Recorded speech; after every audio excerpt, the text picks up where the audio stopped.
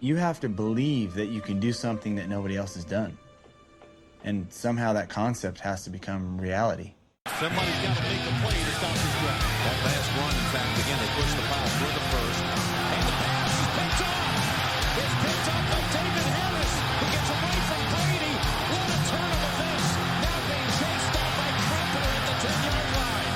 Suddenly the Jets defense responds when it looks like the Patriots were ready to drive it right down the field. 3rd and 7, Matt Moore has time.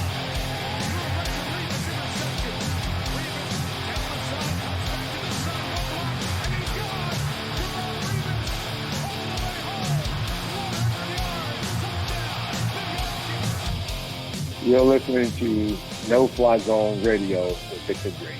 Welcome to the No Fly Zone Radio Show, all the way from across the pond. Here are your hosts, Biff Sweeney and Richard Tinley. Welcome to No Fly Zone Radio. This is episode number 152. I'm your host, Biff Sweeney. I'm joined here by my good friend and draft tech analyst, Mr. Richard Tinley. Guys, we're on YouTube. I think this is the 3rd or 4th episode on YouTube, No Fly Zone Radio. If you can give us a subscribe and a thumbs up, that'd be massive. So how's things, Rich? Oh, good evening. I suppose like a child waiting for Christmas. The draft is like less than a week away, so looking forward to seeing who we have as our new quarterback, and I think we hopefully should potentially get another possible 2, maybe 3 starters, you would kind of hope, with the picks we have. So yeah, looking forward to seeing the new additions, the new arrivals to the roster, what type of talent we're looking at. And also, again, it's another opportunity to kind of like, I suppose, gauge Joe Douglas as well and what he does in terms of his vision. Like, we all have our own visions of what we do in the draft, and like, yeah, things might not pan out exactly as such, but you know, I think us fans, we kind of know what the needs are on the team, and it'd be just interesting to see if Joe Douglas sees them the exact same way, or if he doesn't, you know. Yeah, I think we all know that it's going to be quarterback in pick 2. Yeah, like I think that's not defensive lineman. Yeah, like that's a given. I think I think we like. I don't even really think it's a secret that it's probably going to be Zach Wilson. Like, yeah. Unless like Zach Wilson gets taken first overall, I think that's the only way I don't see him coming to the Jets. But we think Lawrence if he doesn't. Yeah, exactly. Rich? What's your thoughts on Zach Wilson? I like him as a prospect. Honestly, I'd like him to be sitting for a year. I don't think he is completely NFL ready. I think he's got a lot of talent, though. I think he's got a lot of potential. His ceiling is pretty high. I also don't think that our roster is good enough yet for him to be put in that position to succeed straight away, if you know what I mean. I think, yeah, it has improved slightly from the roster that Darnold was given when he came into the franchise first off. But again, you'd kind of like to have a bit more talent surrounding him in terms of like, you'd probably want your O-line to be walking a little bit better, not hoping it's going to be better, knowing it's going to be better, you know, and we don't really know them type of things. That's why I was kind of a proponent of like keeping Darnold this year, or even maybe signing somebody like Alex Smith for a season to, you know, bring the team along without putting the rookie in harm's way, shall we say. But again, I think we can all look at prospects and think this is the guy, and that's, as I said before, we need like the talent. I think Wilson has that, but we need to put him in the position to succeed. And I just don't think we're 100% there yet. Now, that may change a little bit more after the draft. Like if Joe Douglas goes like O-line heavy for the kind of next 2 picks, like if he took O-line at 23 and again at 34, you'd be kind of liking your chances of like Wilson coming in and feeling that protection that we'd like him to have that Darnold didn't. Again, maybe a tight end, if he was drafted high, that was somebody that was like the safety blanket type of guy, pass catching, good and blocking and things like that. You know, we can add a couple of sort of pieces to the team. But again, you know, I just wouldn't be relying on the draft for all of this to happen. That, you know, like ideally that's what could happen, but it's probably unlikely to. Joe's going to have his vision, and it's going to be probably a little bit different than most of ours, and he's probably going to be okay with like having some growing pains along the way with a new head coach. Again, I'm just talking about like if we're going to invest in a new quarterback, let's kind of not make the same mistakes we made with Darnold. What's the point in doing that? Yeah, because I'm thinking, Rich, when it comes to pick 23 and pick 34, I think it is in the second round, I think it's going to be very interesting to see what Joe Douglas does or what way he approaches them two picks and using them. I have a feeling, depends on who's going to be on the board with pick 23. I have a feeling he's going to either trade back with that pick or the second round pick. Accumulate more picks, build up the offensive line, because when he came in, took over the Jets GM job, he said he was going to absolutely build up the trenches on both sides of the football. So what's your thoughts, Rich? Yeah, like I think that's kind of what he needs to do. Like realistically, I think for me, any type of plan of rebuilding a roster starts with the trenches. You build your lines up. That's where it all starts from on both sides of the ball. You can have 5 or 6 really, really good players on the defensive side of the ball. But if the quarterback's all day to throw or the D-line can't stop the run game, those 5 or 6 guys at the back end are kind of a little bit irrelevant. And similarly, you can have all the star wide receivers and tight ends in the world. If your O-line can't protect your quarterback for more than 2 seconds, they're probably not going to do too well, So you kind of feel like that foundation piece is O-line for me is the foundation piece, not the to me the quarterback is more like the chandeliers, the decorations. You find that type of guy when you have everything else built and in place, that type of way. Again, we're not in that position to do that, and when I understand we have the second overall pick, so when we're that high, we kind of have to take a quarterback. But yeah, I think we need to look at the trenches hugely. I think 23 has to be kind of maybe an offensive guard at the very worst, a center. I don't know, guys like Davis, Tucker, even Creed Humphreys maybe at 23 could be potential options. And just going by a few of our recent mocks, there seems to be a lot of cornerbacks dropping, whether it be through injury or whatever it may be. But I would consider them quite talented guys. So to maybe risk waiting until the 24th pick for a corner, again, will I trade back? It would depend. I wouldn't be surprised if Joe Douglas does that. I would be cautious in a way in terms of getting more picks for this year. If you remember a couple of years ago, we had quite a dodgy GM in John Idzik. He had, I think, 8 or 9 draft picks. And one of the reasons why he was not a good GM was because a lot of them draft picks never made the roster. But it was unrealistic to expect 9 guys coming in as rookies to make the roster. For me, anyway, because that tells you that the roster is in dire shape. If you can get 9 guys coming in, because we probably 5 or 6 of those guys were from round 5 on. We drafted. I remember your man George. Was that the year we drafted IK and Pally as well, and a few other guys. We did draft a lot, and then a lot of them didn't make the team, and then that sort of hung over him as a GM, and that's what I'd be a bit fearful of. Joe Douglas adding more picks this year, because I think he's probably going to struggle to fit everybody into the roster this year as is with the picks he has. And, getting that label he drafted 9 guys or he drafted 11 guys and only 7 made the roster. That's fans are going to expect all 11 to make the roster if that's how many picks we have. If not, it's going to be a failed draft in their eyes. I'm not saying that that's what it is, but I'm just saying Joe Douglas is going to probably come under a bit of pressure if he has a lot of picks and a few of them don't make the roster.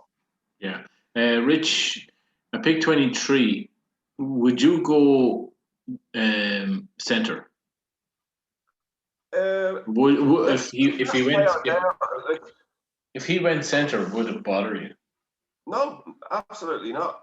Like I think, look, we've had Nick Mann go. We've had like pretty good guys playing there in the centre position historically over the years, and I feel like 23 is probably a good position to draft a centre. You know, even and a guard, like centre guard, whichever.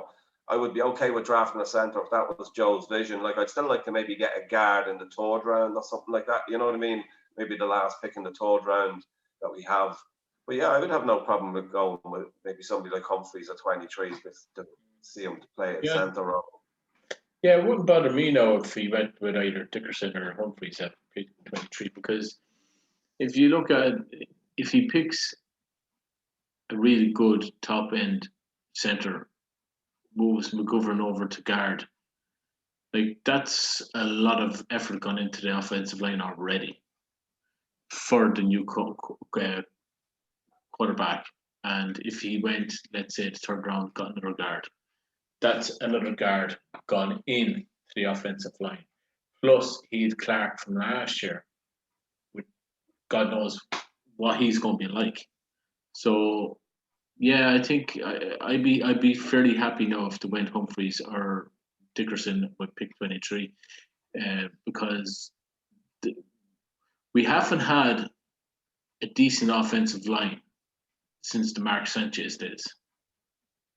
Yeah, I agree. Like, I mean, I think if you actually really think about it, if Sam Darnold was like put into that position that Mark Sanchez was in, we probably would have won the Super Bowl. I think Darnold was a lot better. No, I'm genuinely serious. I think Darnold had a lot more talent coming out of USC than what Mark Sanchez had. And Mark Sanchez basically got us to like the AFC Championship game 2 years in a row.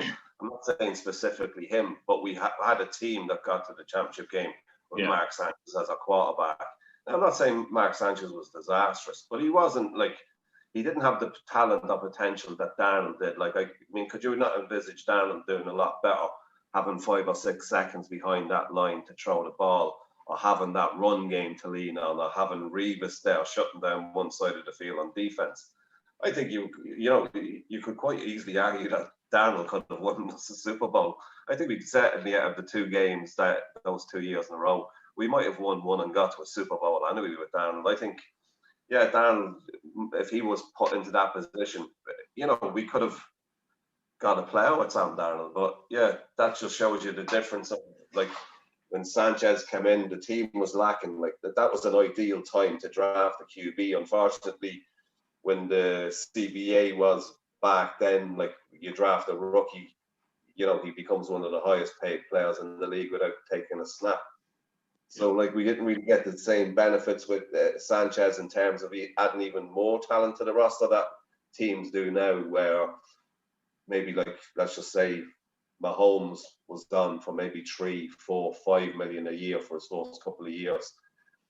When other guys are getting $30 million at the quarterback position, that extra 20 odd million to be spending on your roster can make a big difference, particularly if you do have a good young quarterback, Yeah, exactly.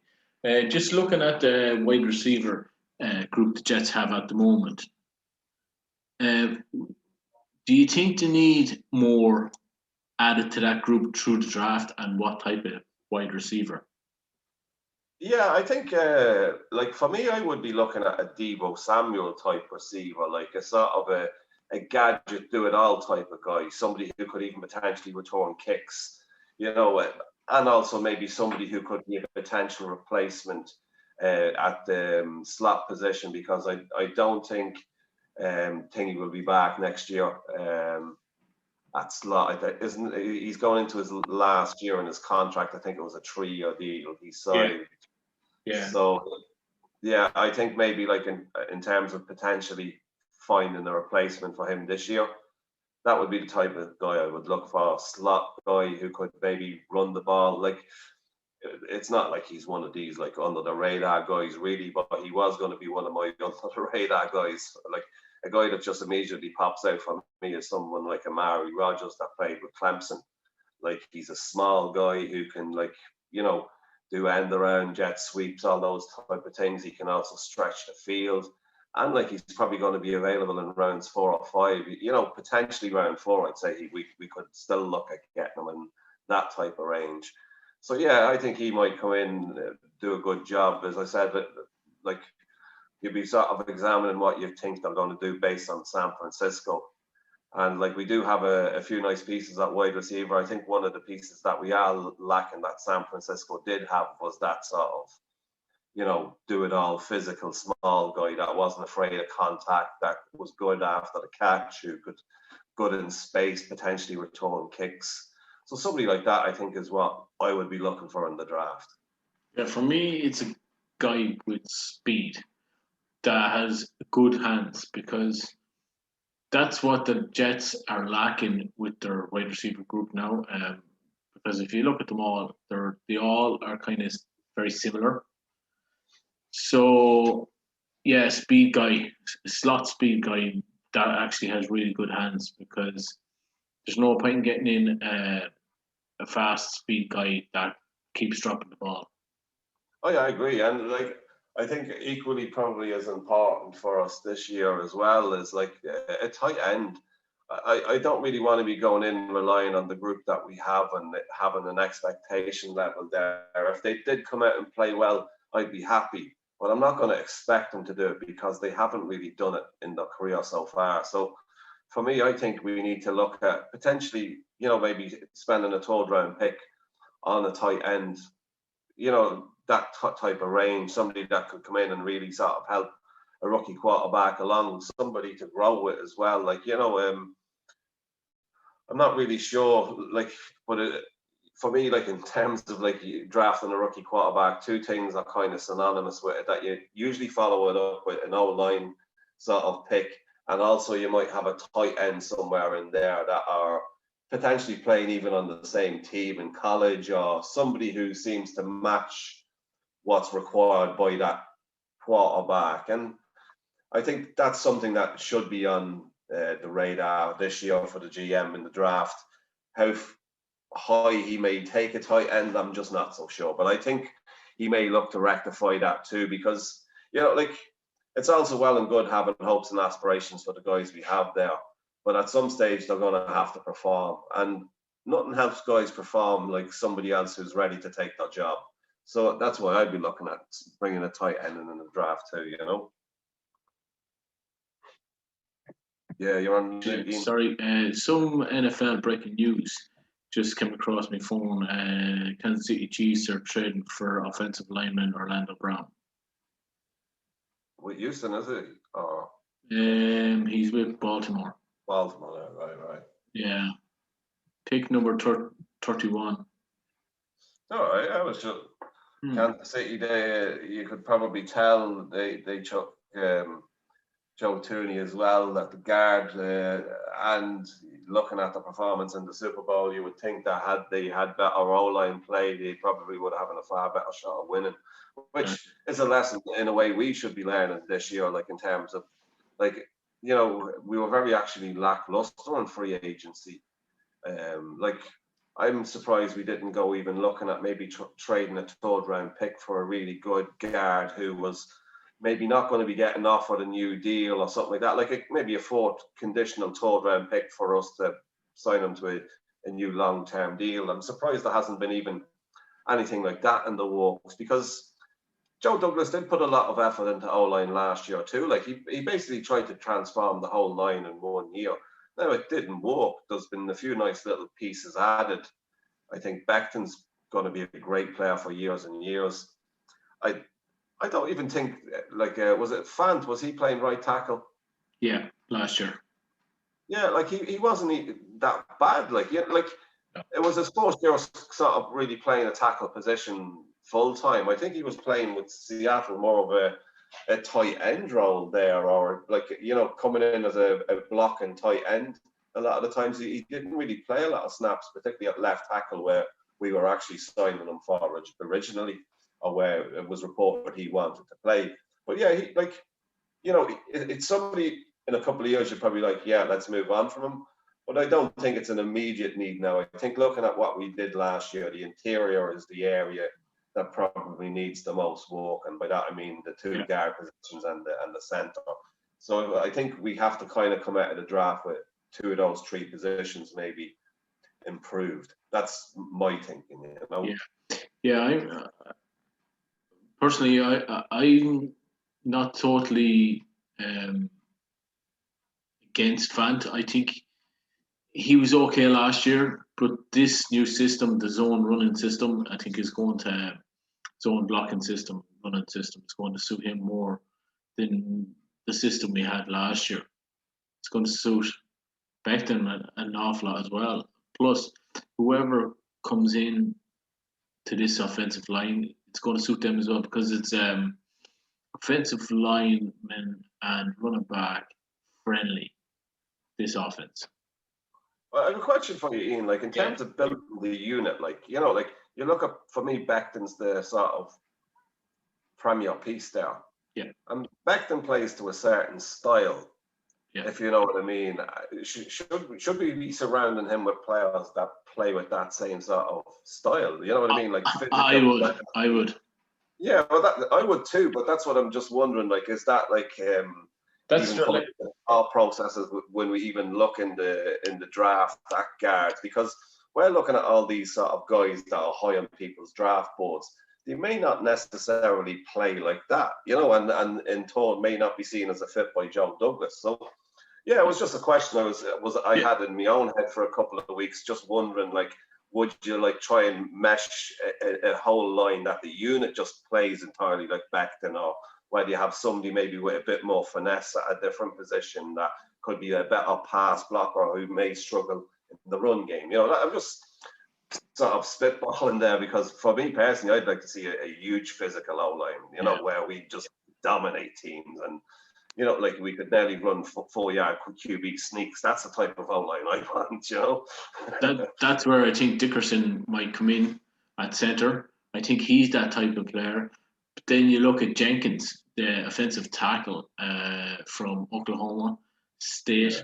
He, for me now, I'd rather play him at right guard, because I think he's that nasty, and he's that more suited to right guard. And then I'd worry about right tackle next year, because we have Fant. That's another thing as well. Like, I wouldn't also be surprised if we actually draft a tackle at 23 that we envisage playing a guard role. Like, you know, we are probably looking at the list of guards and, like, you know, deciding our favourites or who might fit well. But there could be a tackle out there, particularly some of those maybe, you know, second, third round guys who could potentially go at tackle, but maybe a better fit at guard. And you've often seen some of them guys coming in rounds 2 and 3 where they come in at the guard position and do play to a really high level straight out the gate. And, you know, it looked like a decision well made. So there's the possibility of that this year too. Yeah, exactly. What's your thoughts on Fairley? Because Fairley, the cornerback from Virginia Tech, Rich, he's had a couple of injuries. Well, he's had a couple of surgeries on his back, and he's had an ACL injury. But he's seemingly rated as one of the top 2 cornerbacks in this draft. So, what's your thoughts? If he's there at pick 23, would you go up? Like, I wouldn't be disappointed if we drafted him at 23. I think, you know, for me, looking at like a couple of our recent draft tech mocks, there's a lot of good corners falling to 34. Like, he was one of them. We've Newsom as well from Northwestern falling there a couple of weeks now too. So, you know, we have potential options for one of those guys to maybe fall into the second round. I think when it comes to drafting somebody who's got like injury issues in the 4th round, you know, the reports need to check out, the medical reports need to check out with him. I think that's the main thing. If they check out, well, then the signing would have the seal of approval. But if not, it could be a disaster waiting to happen, you know. And I don't think we can really afford a disaster at 23, you know. Yeah, we need to hit the ground running with pick 23. Like you mentioned, Newsom, their cornerback from Northwestern.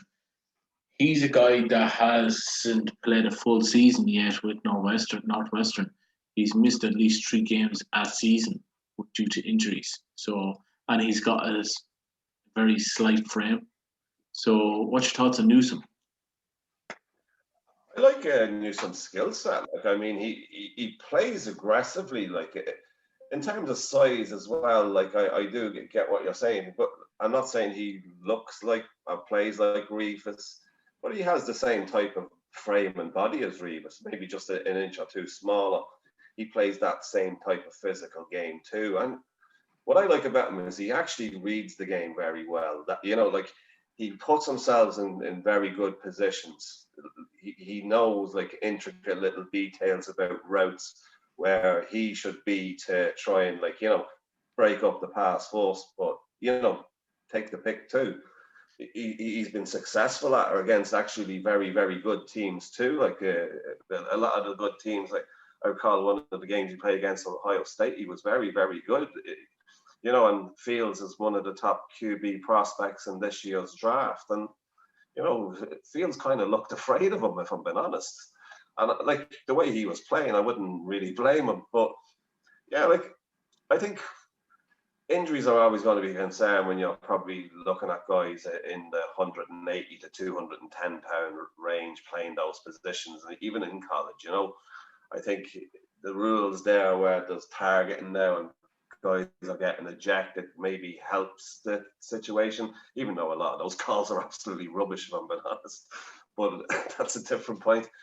But yeah, I think, you know, like at 23, like for me, Farley be probably one of the top prospects in terms of like ceiling because of his physical attributes.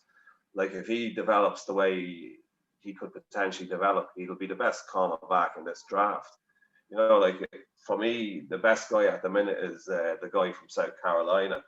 Now, he's not going to be there at 23, so I'm not really looking at him. And again, you know, my sort of opinion on Alabama cornerbacks, so I wouldn't go near that guy in round one. He's like off the map too. So for me, in a way, you know, it's either Newsom or Farley is who I sort of have penciled in for the Jets picking a corner in the second round. Like I think one of those two guys could potentially fall to 34. And I think at 34, both guys would be great value there. You know, obviously it's still dependent on the medical reports checking out and things like that. But at 23, I probably have my heart a bit more set on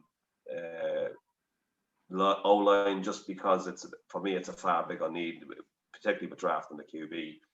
But again, if it was reversed and we got a good corner at 23 and a good interior O-line guy at 34, then so be it. But I wouldn't be annoyed if we got either Farley or Newsom, if I'm being honest. I would actually like both guys. I would be happy with either pick there, particularly if we got them in the second round, either of those guys falling there. I think good value, good potential, and yeah, good players. You know, so far from what they've shown. Farley maybe less so in college, you know, there's maybe a few little more question marks about him.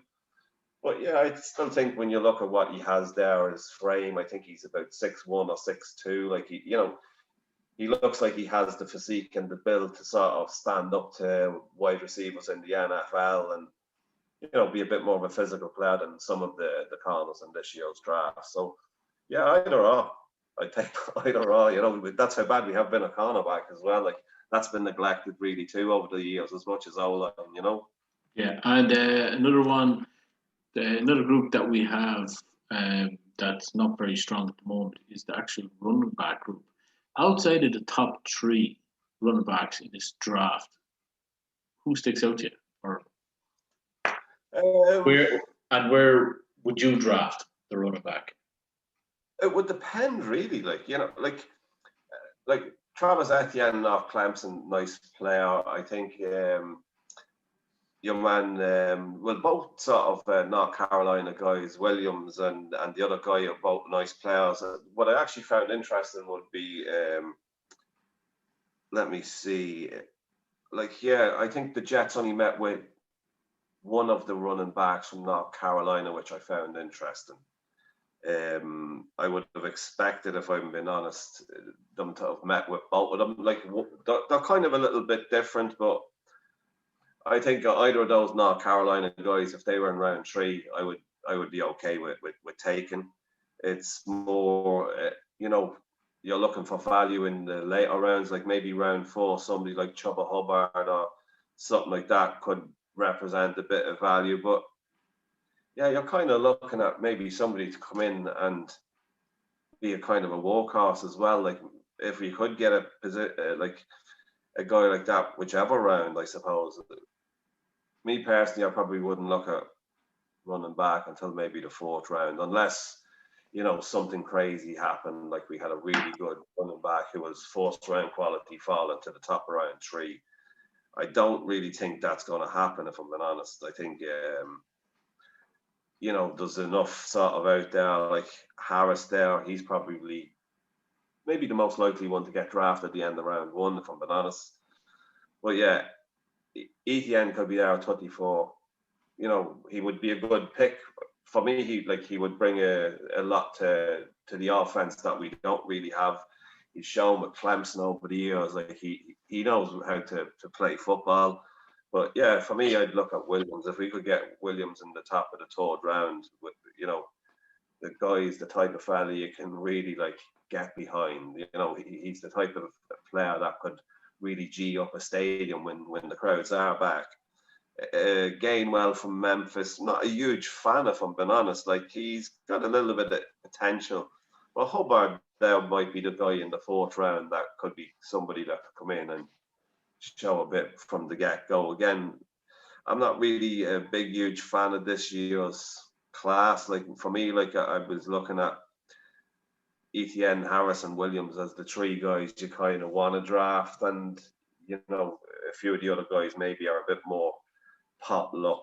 You know, Elijah Mitchell is probably one of the later round guys I'd look at from Louisiana, 5'11", 221. He's somebody that, you know, you could look at, could pound the rock.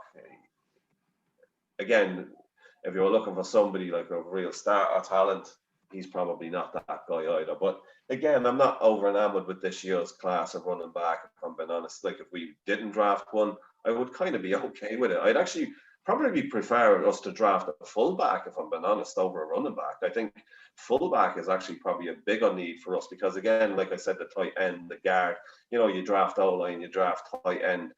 You have a good fullback there to like get the run game going. And if you remember, like a lot of San Francisco's offense, a lot of those plays had a running back or a fullback in doing many different roles. We don't really have that guy. Like, yeah, we talked about it before that we could convert a tight end, but are we going to really say that a tight end can come in and play like Kyle Juszczyk that does in San Francisco, playing all those roles of blocking, running the ball, catching the ball, you know, screens, you know, he was like a Swiss Army knife of a player. And like, they're the type of guys that you want to invest in because, you know, because they play a sort of a position that's not really catered for with every roster. You're probably getting really good like players for $4 million a year. Like, that's pittance in cap terms to some of the other contracts that have been given out. But to have one of the best guys at the position for $4 million, like, for me, it's a no-brainer. That's how you build your team. Get the best of all the cheap guys that you can find, add in some under the radar, sort of less sort of expensive guys that end up developing into something better. And that's kind of the recipe for success, you know, and you sprinkle it in with finding good talent in the draft. Yeah, exactly. Let's start with our under the radar guys at the moment, and let's put in maybe 3 or 5 guys. I'll start off with a guy, a speedster, slot receiver out of Iowa. Jets chatted him a few weeks ago. His name is Emir Smith-Marset, 6'1". He's a playmaking speedster with playmaking ability, good hands. I'd say maybe round 4, 5. He seems to have that type of build as well that the Jets are going with. So the bigger kind of wide receivers. Rich, any from you? Yeah, well, I'll give you, like, I've already said Amari Rodgers as my sort of stereotypical guy that I'd like, but there's a guy, he's a USC transfer to Illinois, Josh Imotarbe. His second name is really hard to pronounce. 6'2", 215. Oh, that was my attempt at his pronunciation. I hope it's right. But I watched some tape on this guy, like a really strong physical guy. I think he's going to be a player at the next level, and like we have him ranked, I think, outside the top 150 prospects. So if I was looking at maybe a sort of a mid to late round wide receiver, somebody that could come in and develop into something really, really good, he would be my pick again. But based on like what I feel we're going to be using, I would still opt for Amari Rodgers instead. But he's another option should we look to maybe find another outside guy to maybe pair with Mims in future, or add another option like that. But yeah, that's probably from a wide receiver perspective. Always it's easy to find it is easy for me to find these like sort of late round prospects, because a lot of them guys, particularly slot receivers as well, they don't get the same love as the sort of these potential number one guys.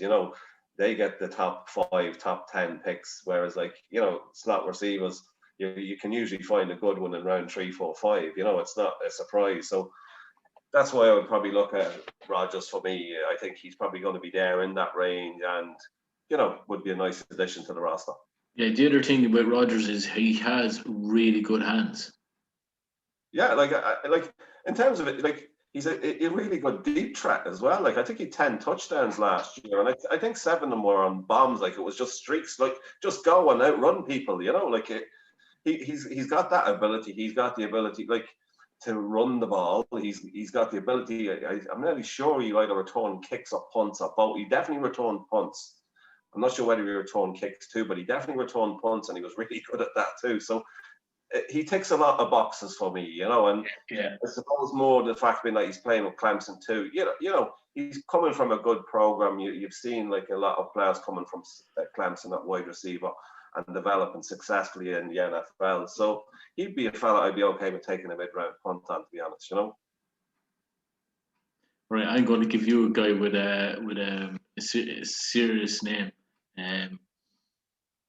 Seriously hard name to pronounce. So Deo Adeyingbo from Vanderbilt, 6'6" defensive end. He's been out for most of the season with an Achilles injury. He's very long, very athletic, strong defensive end. The only problem with him is he kind of plays up straight.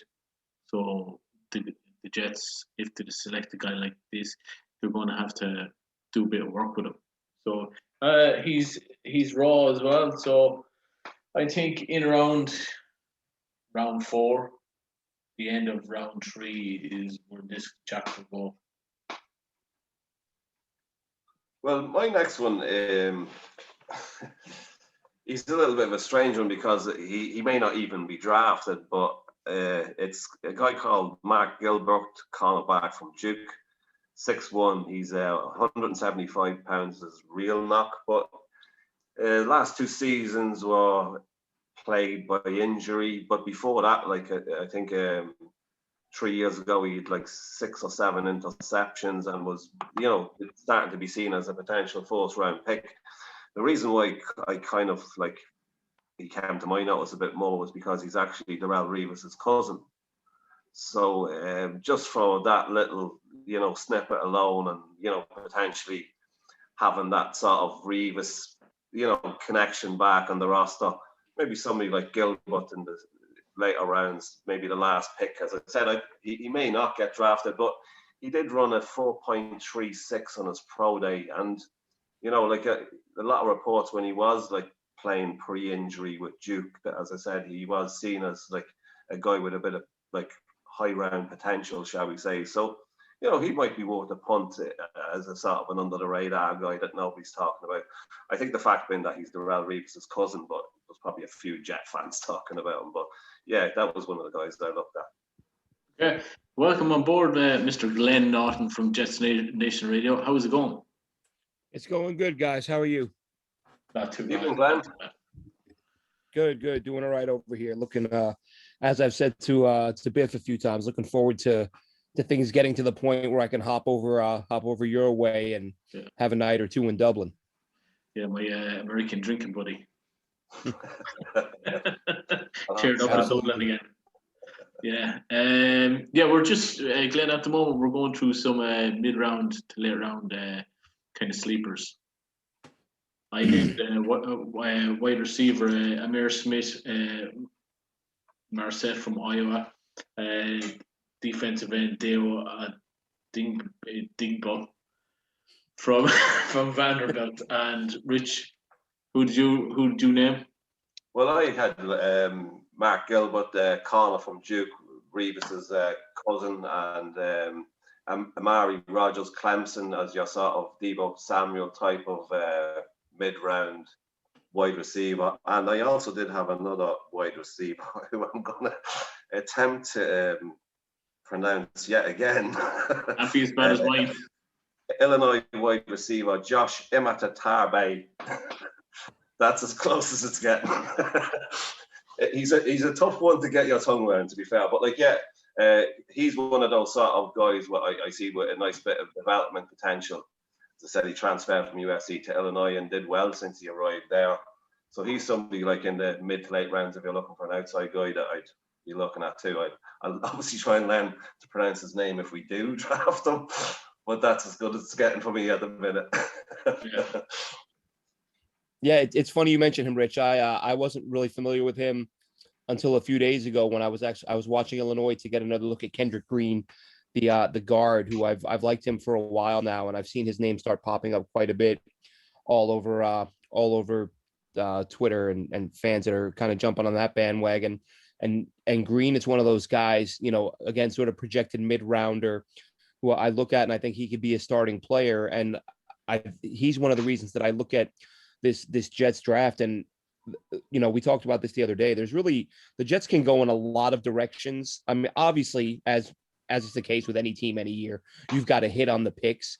But from a philosophical standpoint and addressing different positions, the Jets almost can't go wrong. Like, there are so many options, whether you want an edge guy or a corner early, but, say you want to go with a guard at 34. I look at a guy like Green, and he's somebody who gives you the chance to maybe say, you know what, let's hold off on a guard for a couple of rounds because we can grab this guy in round 4 and who, he can become a starting player. Probably my favorite, and I don't even know, it's tough to call him a sleeper. I think I would say just based on where he's projected now. And I understand guys have injuries and guys miss time because of COVID and all that. But Walker Little out of Stanford, this is a guy who was a projected first round pick. Had an ACL 2 years ago against Northwestern, a game where he was playing really well, missed the rest of the season and then opted out. And everyone's talking, I kind of understand because I've said the same thing about CJ Mosley. We haven't seen CJ Mosley really play football for a couple of years. But the difference is one guy is in his mid-20s and the other guy or his early 20s and one guy is in his, late 20s. Yeah. So that's a big difference. I look at Walker Little and I think this guy was a sort of consensus first round trajectory. Why would we're talking about guys like Dickerson. We're talking about Newsom in the first round, second round. These guys have far worse injury histories than Walker Little does. These guys have missed multiple chunks of multiple seasons, were as little as the one major injury. So in terms of mid-round guys, Little is kind of my head. I watch him play and I think to myself, this guy's a first rounder. But then I see all these, these experts and the people who have all the answers, they're projecting him in round 3, 4, 5.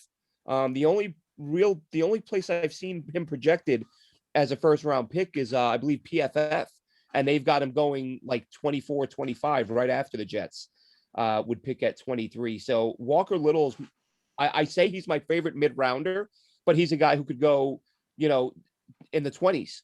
So I don't know if you can call him a mid-rounder. Another guy from Stanford, funny enough, Simi Fehoko, the wide receiver, 6'4", high points the ball really well, strong hands, ran a much faster 40 than anticipated. I forget what it was exactly, but showed that, the speed that shows up on film is legit. 4.42 or something, I think, was it? Yeah, I was going to say, like, in the 4.4s, he was, you know, even as someone who watched him extensively and kind of viewed him as a potential steal, I thought he'd be sort of, you know, high 4.4s, which still isn't bad for a guy his size. So yeah, a couple of guys out of Stanford that I really like. And, you know, as I said, Green at guard is another player that who seems to be picking up steam, at least on Twitter. You know, what's going on inside NFL draft war rooms, we have no idea. But those are a few of my guys that I like in the middle rounds. And Glenn, I just seen a question before you come on. Like, I would see like O-line as a kind of a must in the draft this year. We're kind of looking at prospects as and evaluating them, but are we evaluating them on like building a line like to, you know, sort of mesh in with the way Mekhi Becton plays, or are we, you know, should we discount guys that are maybe highly rated? I think the big thing with the O-line, because, you know, like I threw out the name Ben Cleveland a few days ago. He's a guy who, again, another guy who moved much better at his pro day than anticipated. But at you know, 335, 345, whatever he is, you know, can he sustain that for 4 quarters? I think the main thing is they're going to look for guys who move well. And I think, you know, when you look, and I brought this point up a few weeks ago, if you look at San Francisco's offensive line last year, they had one guy who weighed 320, and that was Trent Williams. Every other guy on that O-line was under 320. So I know some of these guys who weigh 340, 350 looks great on paper. You envision them next to Mekhi Becton just running people over, but I don't know that that's the direction they're going to go. I think they'll go for guys who are a little bit lighter. And a guy that I've talked about extensively, you know, and we do, I think all fans, you know, fans who are as rabid about this stuff as we are, when you forecast a guy pre-draft and your team picks him, you know, you kind of, you give him that much more leeway, and, you know, because that was one of your guys, and we all do it. And I'm doing that right now with Cam Clark. Like, I loved Cam Clark going into the draft. I said I hope the Jets would take him. They ended up taking him. Of course, he didn't get on the field last year, but he's a guy that a lot of prognosticators, you know, a lot of draft sites, Kuiper said it when he was drafted. I felt the same way. I looked at him against Clemson, and I thought, this guy looks like a starting offensive guard. So depending on, you know, of course, he didn't get any game action. We did hear that late in the season, he was getting some reps with the ones in practice, which is, you know, far from game action, but it's something. So I'm really curious, you know, because we're all expecting multiple picks on the O-line.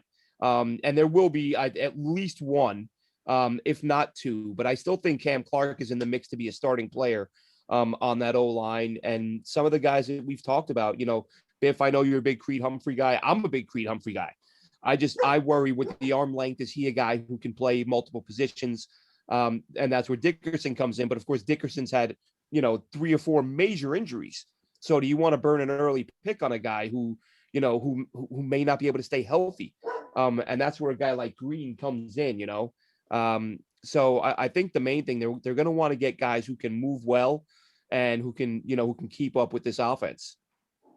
Yeah, you mentioned Clark there, and it popped into my head there a couple of weeks ago, Glenn. I really liked him myself. Was it the 4th or the 5th round?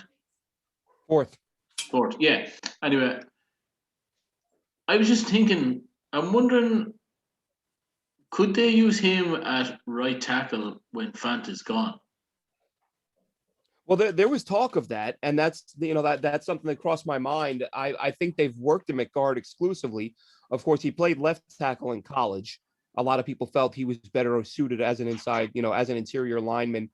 But whether it's him or not, and I should have mentioned this, you know, when you asked, Rich, I think, you know, and this is just my preference, of course, I would like a guy, someone like Sam Cosmi out of Texas. Like, give me a guy who has the skill set to play on the inside, you know, whether it's if he's got a history playing there, who can then slide out to tackle next year, you know, if you can let a guy like Fant go. Cosmi's a guy who played right tackle his first season in Texas. He did a good job there. And a lot of people do feel like he can move inside. So Cam Clark, and I think Cam Clark, if I'm not mistaken, got a look at right tackle in the limited, you know, sort of mini camp they had last year. So he wouldn't have gotten a lot of exposure there for the team. But I think I think his skill set would provide it. And I've had that thought in, when thinking about how they'll address this. Does Cam Clark get a look at right tackle? I certainly wouldn't rule it out because he's got the demeanor. He's a nasty guy. I don't know if you guys ever watched that game against Clemson. That was a game that put him on the map. You can't grade a guy on one game, but when you come out of a small school like that, where you're always playing smaller schools, and then you get an opportunity to play Clemson, and he was ragdolling guys. I can't even remember the defensive end's name. I was watching that game to look at the Charlotte defensive end who ended up going to the Steelers. I forget his name at the moment. But I'm like, who the hell is this guard who's just throwing guys all over the place? Or sorry, he was playing tackle at that point. And that's when I first became familiar with Cam Clark and watched him closely. And, then I believe Tennessee, I went and watched the Tennessee game where he also played really well. So he had some very good performances against big schools. And there are people who feel like he should get a look at right tackle. And I think that the Jets like Fant. They like his athleticism. And who wouldn't? The guy can run, it's ridiculous how some of these big guys can run nowadays. But I think Clark could get himself a look at right tackle, especially with the money they would save by moving on from Fant next year. Yeah, and what's your thoughts on David Moore Grambling? He's a left guard, 6'3", went to the Senior Bowl, looked really well at the Senior Bowl, can move. And if you look at the Alabama tape, he jumps out. Yeah, he's another one. And that's the thing, he looks good, but he's another one of those guys who checks in at like 340, I believe. And I'm the first to admit it, and I think, a lot of us do this, and I'm definitely doing it. It could be that I'm overthinking this, maybe I'm looking too closely and trying to find too many little things. Like I said, going back and looking at that San Fran O-line and looking at how those guys are built, looked at the San Fran running backs and, size, speed, quickness, what they're looking for. That's why I look at a guy like Michael Pirine. I wonder where he fits because he's nothing like the guys that they had in San Francisco. But that's another topic. But I think he's a good player. And if I'm wrong, and this team is willing to go with a 335, 345 pound guard, then he's another guy who would be in the conversation. Yeah, and you mentioned San Fran. What about Green Bay? What about their offensive line? Because our offensive coordinator is the brother of the head coach with the Green Bay. Yeah, that was a conversation we had a couple of weeks ago. In saying that maybe this offense, as much as we've been saying Shanahan, this will, listen, we know all coordinators will tell you that, they kind of pick up and learn a little bit from each stop along their career, and they take the bits they like out of each scheme. So we had that exact conversation about, is there a chance this offense will look more like Green Bay? Because in all honesty, that the first time I had to consider that was when they went out and signed Davis to play wide receiver, because San Fran, it's a lot of the small, quick guys. You don't see, they have one or two bigger guys, but they're sort of late round picks. But their primary guys are the small, quick guys. So when you go out and get a guy like Davis, who's a good player, he doesn't fit that San Francisco prototype for their receivers. So there is a chance we will see a mix. And if we see that, then I think that, again, some of these guys could be in play. Despite being, much bigger than what they dealt with in San Francisco. So it's going to be fun to see. And that's, the hope is, anytime you bring a guy in from a program that's really successful, the hope is it carries over. But, as we've seen, that's not always the case. Yeah. And Glenn, going on to the tight end position, there's kind of a question mark at the tight end position with the Jets. Tommy Tremble of Notre Dame. They use him more as a blocking tight end, and he really can block. But if you look at the tape, Ian Book kind of goes and throws the ball to the other tight end, even though Tommy Tremble's wide open all the time. Yeah, listen, I actually just the other day when I was running a mock through just and kind of get your thought process going and how they should approach it. I've said all along, I still, as bad as Chris Herndon was through the first 8 games last year, based on what I saw from him in college as a rookie, the couple training camps I was able to watch him, like I'm not giving up on the guy after 8 bad games. He was much better in the second half last year. They just still only throw him the ball 2 or 3 times a game. So I hadn't given up on Herndon. So I felt like I'm higher on Herndon than most. So I hadn't really looked at the tight ends. But then I thought to myself the other day, and it's because of guys like Tommy Tremble, why in the world Chris Herndon, even if Chris Herndon is as good as I expect him to be, there's no reason in today's NFL you shouldn't have two tight ends who can make plays. I look at Hunter Long out of Boston College, Tommy Tremble out of Notre Dame. I like Kenny Yeboah out of Ole Miss. Of course, the first two guys, they'll go much earlier. But the more I look at the tight ends, and that was kind of what got me thinking. I watched the BC game. I watched Notre Dame BC. And I'm watching these tight ends make plays. And I think, even if Chris Herndon bounces back, what's the problem in pairing him with one of these guys? Because Chris Herndon, he's a better blocker than he gets credit for. Chris Herndon is a 3-down guy. You don't have to take him off the field and hide him in passing situations or when you want him to block.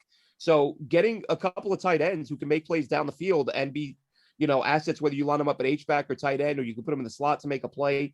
Like these are versatile guys. And the more I think about it, the more I'm kind of looking at it and saying, you know what, maybe you do add a tight end. And listen, you're going to want to build around this quarterback. We just watched them screw it up once. You get another shot here with the second overall pick. So put some tools around him and make it happen. Yeah, I think like Hunter Long for me now, I think he was probably maybe one of the, in terms of catches and touchdowns, was probably one of the most productive ones in college this year. I think he could be, if we are drafting quarterback at 2, which is 99.9% certainty, I wouldn't mind having a guy like Hunter Long to sort of develop alongside him. You don't want to be, like, as much as I'm not giving up on Herndon too, you don't want to watch the last kind of 2 seasons of what the tight end group as a whole has brought to the roster and not try and improve on it in some way. That's why I would probably look at drafting a tight end in those like rounds 3, 4, and for me, Long would be probably ideal. Yeboah as a guy in the maybe 5th, 6th round, another nice option too. So yeah, but yeah, for me, I had my eye on Long just from his production and watching him on tape. He looks like he could come in and and contribute with a guy like Wilson too. There's another guy. I don't know if you guys have had a chance to watch him because he's so low down there on the totem pole. He probably won't even get drafted. If he does, he's probably a 7th rounder. Out of Iowa, Sean Baer. I watched him last week. He's one of the, I think he literally only had 13 catches in his career at Iowa. But when you go back and watch them, he made some catches in tight coverage. I think that's why I saw him. One play popped up. He made this incredible sort of leaping one-handed, bat the ball down, pull, one of those highlight grabs that it's one catch, but people make highlight videos of it. And I watched that. So I said, let me look more into this guy. Only had I think 17 career catches at Iowa. But again, just sort of not a guy I would draft, but they've used him more as a blocker, but he's shown that if you get the ball to him, he'll make a play. He makes, with the limited catches he had, he was able to pull the ball in traffic and make some athletic plays. So he's not a guy I would say, well, don't draft Long because you can grab this guy as an undrafted free agent. Just another name to kind of keep an eye on. And I think that I agree. I think Yeboah is going to be a guy who's going to go a little bit later. And as much as I like Tremble, it was actually Hunter Long.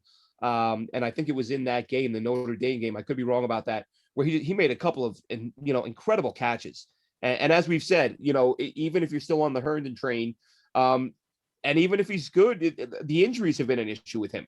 So Herndon, as much as I like him and as good as I think he can be, between the injuries and the slump last year, he's far from a guy that you look at and say, well, we don't need to address that position. You could either have a very good 1-2 punch at tight end, or you could have a really nice fallback option if Herndon gets hurt again. I guess probably just switching it to the other side of the ball at the minute, but because we probably, you were saying with like O-line that we could potentially draft it later on, that sort of brings up a question for me then at the picks 23 and 34 about edge rusher, and one in particular, Gregory Rousseau, who like up until this year was seen as a shoe-in top 5 pick this year. He sat out and he could be potentially sitting there at 23. Would you take him? Well, listen, I actually, having mentioned Walker Little earlier, I did an article last week talking about some of these guys who came into this class viewed as locks to go in the first round, early in the first round, and Rousseau's another one. Listen, if they feel like, the one knock, not even knock, the one concern with Rousseau is, with him sitting out last year, he only really played one full season. So you draft a guy in one full season. I think you have to consider it. With as an edge rusher, the only thing, the one caveat, like there are guys I like Azeez Ojulari. I wouldn't mind having him. I'm a big Carlos Basham fan. If they could get him at 34, I would have no issues with that. He's a guy who can get after the quarterback and stuff the run. I don't know why he's not getting more attention. So I would there are some guys out there. Russo is a guy I would look at, but in looking at, I get the whole, best player available stuff, but that kind of, there are limits to that. And one of them being, if the guy who was maybe the second or third best player on your board is a massive need, you take that guy over the guy who's a little bit better, but not as much of a need.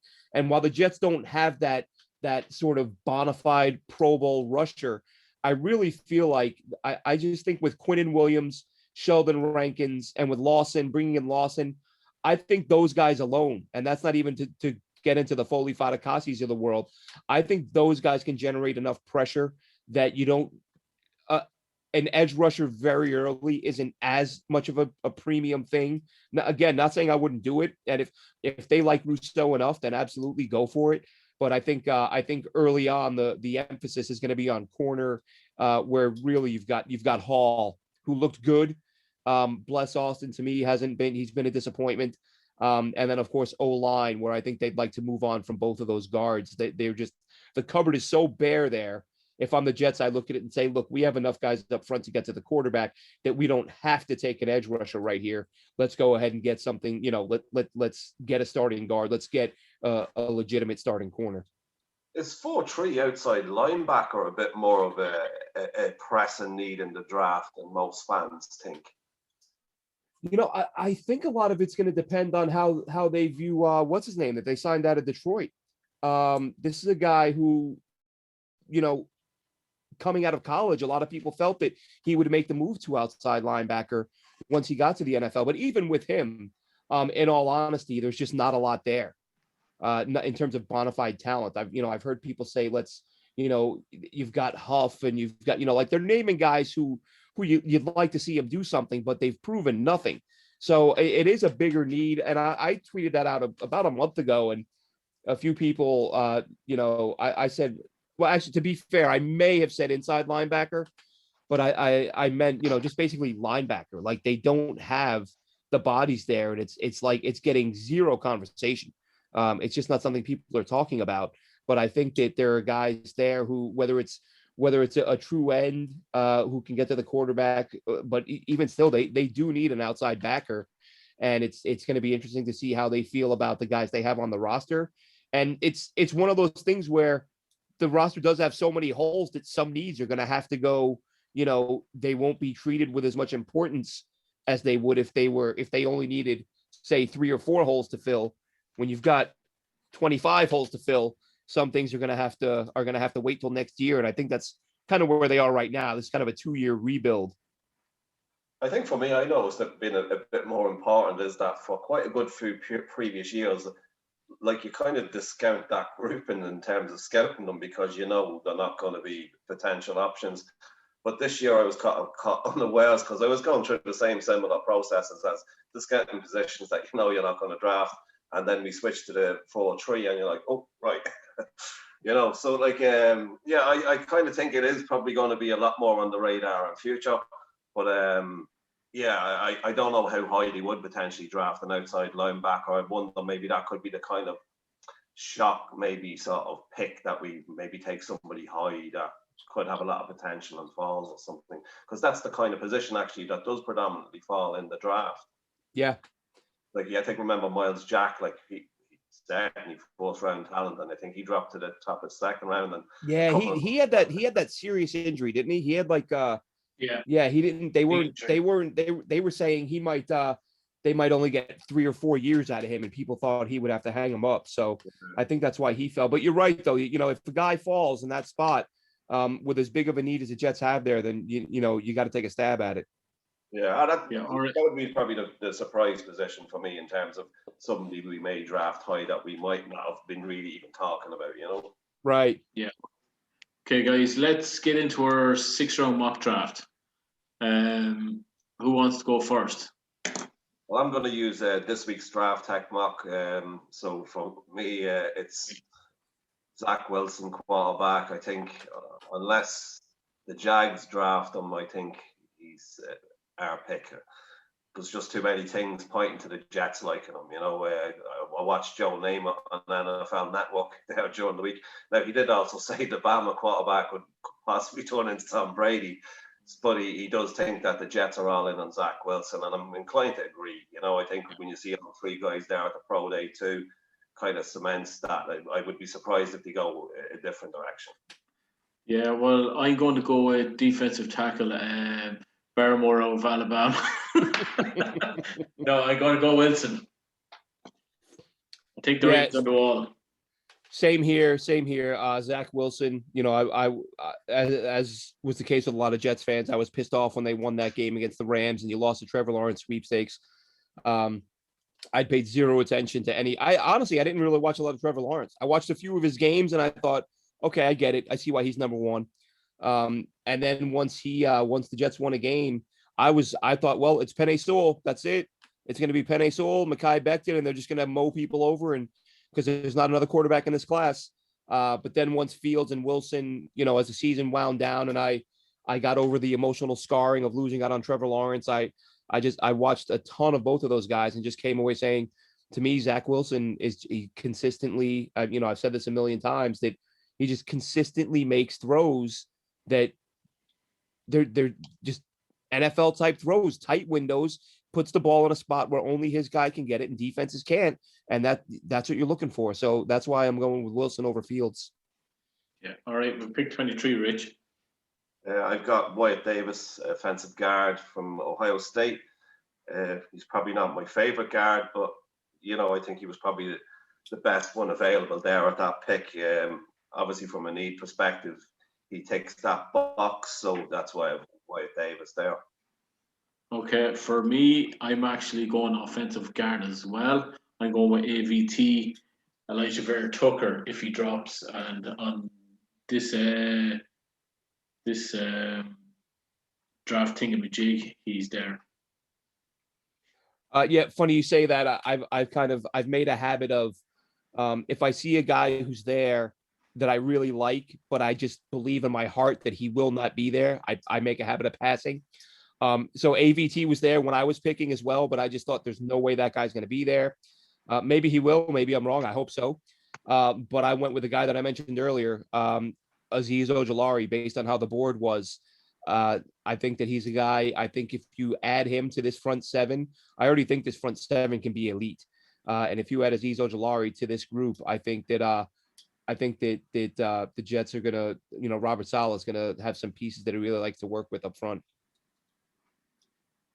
Okay, Rich. So for the second round, I've gone with Greg Newsom from Northwestern, cornerback. He's ranked 24th on our big board, but he's dropped a little bit here. I think there's a trend with the last couple of mocks where the cornerbacks have been dropping. So Newsom's there, so that's the guy I take. For me, I'm going to go in round 2. I'm going to go with Creed Humphreys, Oklahoma center. Nice.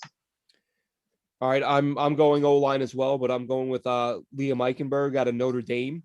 I think that you work him in, try to get him at guard. I was actually going to go with Cosme out of Texas, but he was off the board. He went a couple picks earlier.